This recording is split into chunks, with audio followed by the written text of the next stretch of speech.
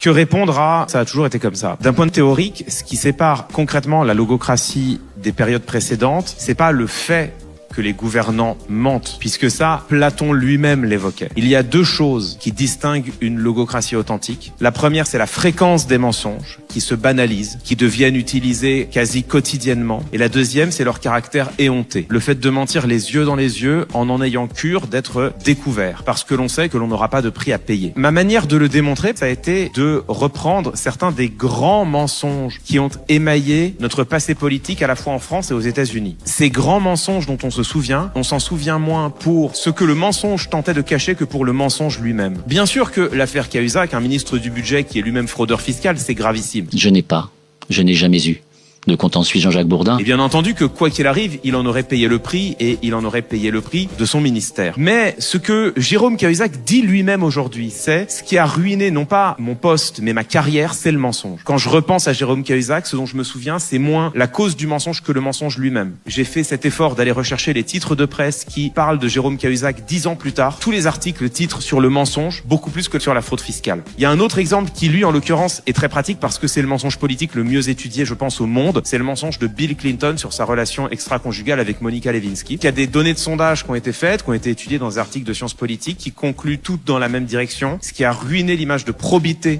de Bill Clinton, c'est pas la relation extra-conjugale. En réalité, aussi étonnant que ça puisse paraître, les Américains et les Américaines étaient tout à fait prêts à lui pardonner un écart privé. Ce qui a ruiné son image de probité, c'est le mensonge public. Les grands mensonges d'hier ont en réalité attiré l'opprobre sur leurs auteurs davantage par le mensonge lui-même que par ce que le mensonge visait à cacher. Ou sinon davantage, du moins autant. Aujourd'hui, on voit bien que les mensonges n'attirent plus condamnation. Oui, les politiques ont toujours menti. Non, ils n'ont pas toujours autant menti. Et surtout, la nouveauté, et ça me semble incontestable, c'est qu'aujourd'hui, ils n'ont pas à en payer le prix.